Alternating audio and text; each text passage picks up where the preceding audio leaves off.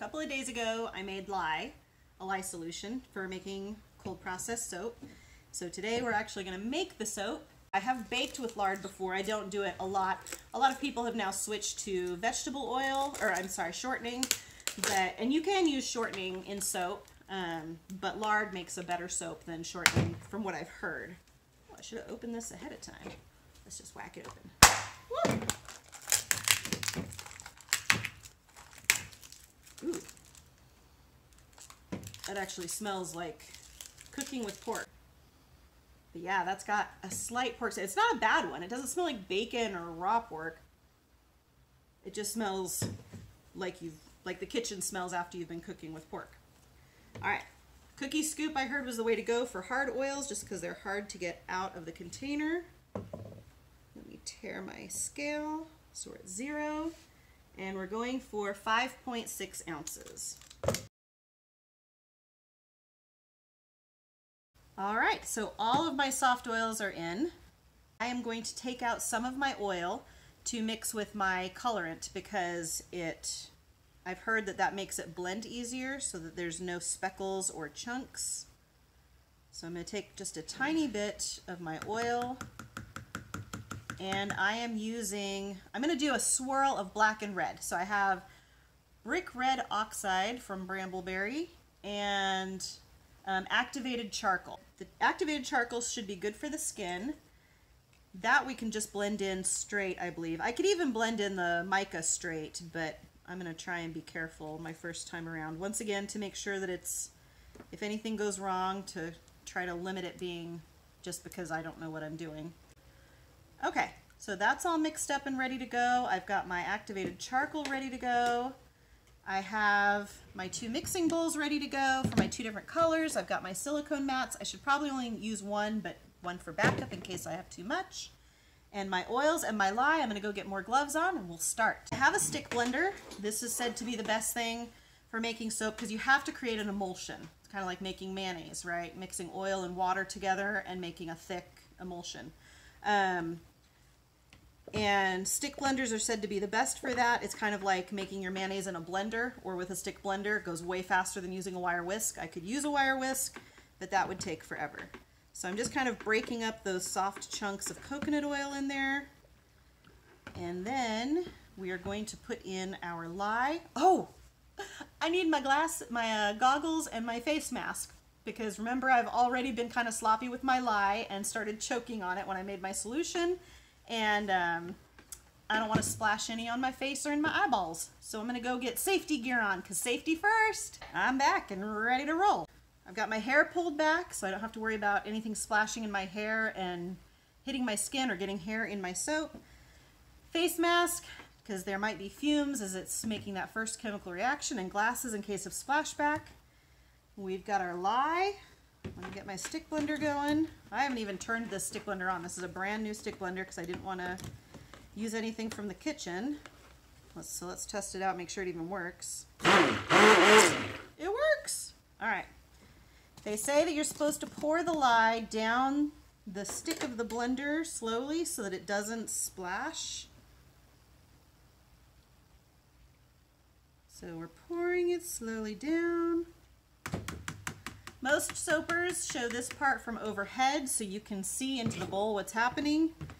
I'm not going to do that just because for my first time I'm letting you guys kind of experience my reactions and what I'm doing. And then once I get, good at it and you don't have to watch my mistakes and stuff, then you can watch the process.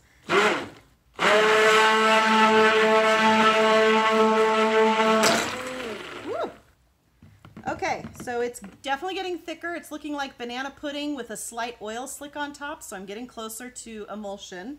You don't want to see any bits of oil, but that thickened up fast. Probably also because it's really cold down here. Oh, I forgot to take temperatures of everything. Darn, I was going to take a temperature before and after I added the lye.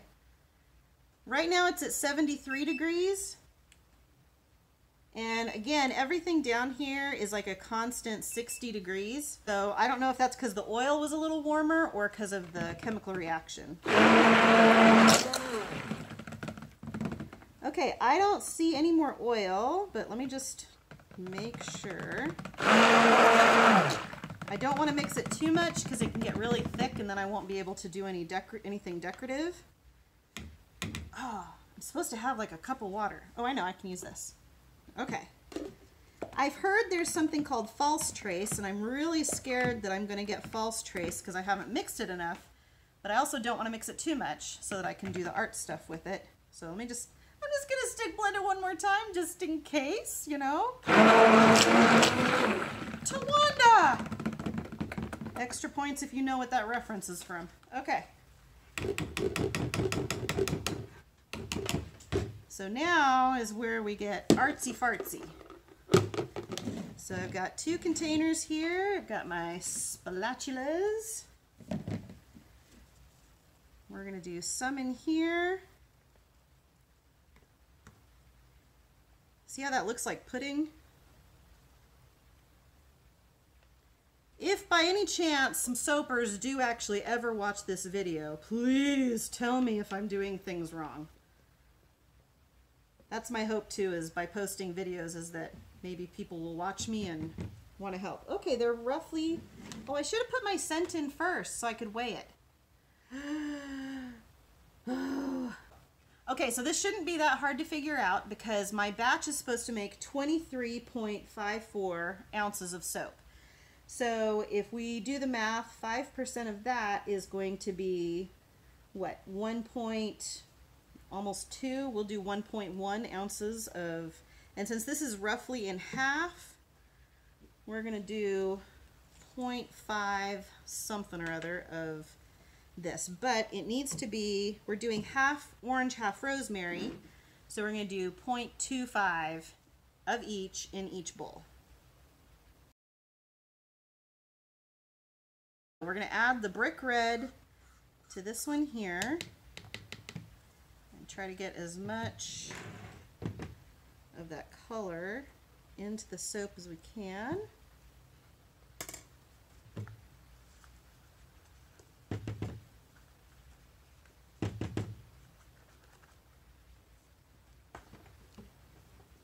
And get that all mixed in. You don't want to see any streaks of the other color of the, you know, the banana pudding looking color.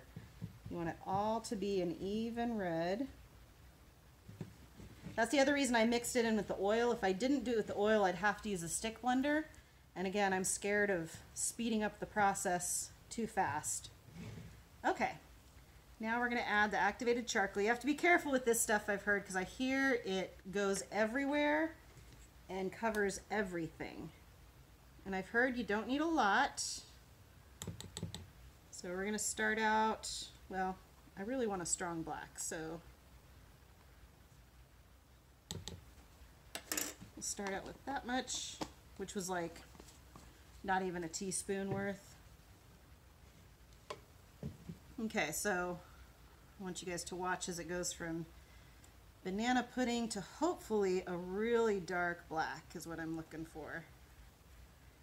And I wonder if I have to use the stick blender on this, because that is not looking very black. And in the videos everyone posts, it's always like this shocking black color, the color of death. And that's kind of what I'm going for. All right, let's see here.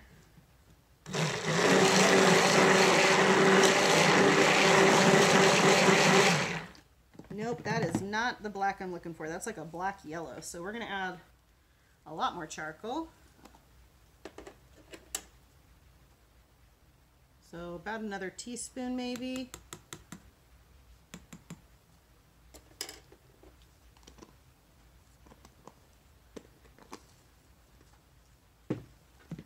You're supposed to put the stick blender on top of the powder so that it doesn't puff up in your face.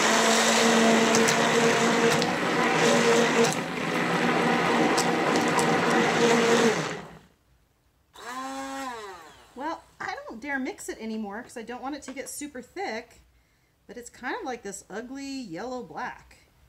In all the videos I see online, they add a teeny tiny bit of activated charcoal and it just turns this beautiful pitch black color.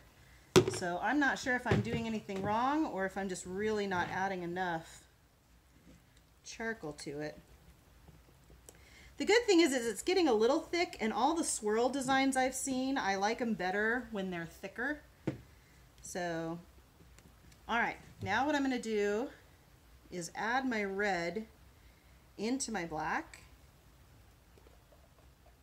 This is called an in the pot swirl. Let's hope I do it right. And then I'm going to stir it a little bit in here. Now I'm going to take my molds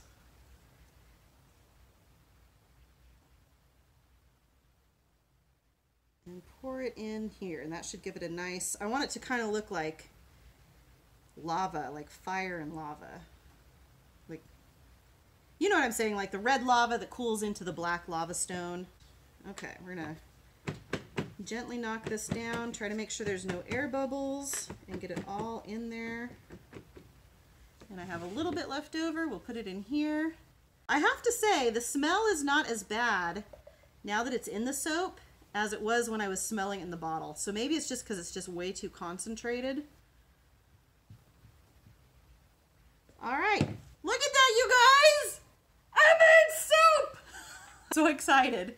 So this now has to sit for at least 24 to 48 hours before I take it out of the mold.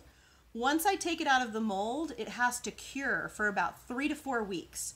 And that's just to make sure that the saponification has plenty of time to happen.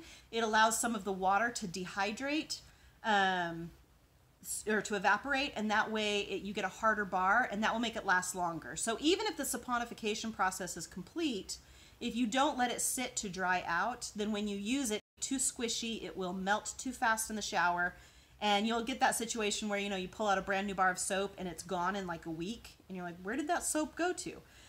If you get a good hard bar of soap, you should get the same amount of lather, but it should last a lot longer. So that's the hard part of soap making for me, is I'm not good at waiting. I like instant gratification.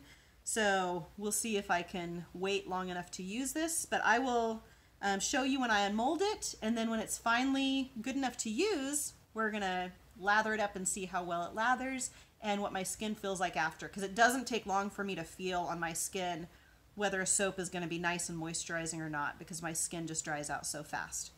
Anyway, thanks for making soap with me, and I'll take some video of what it looks like down here where you can actually see it to show you what my swirls look like. Here are my red and black dragon soaps. That's what I want to call them. They look so cool.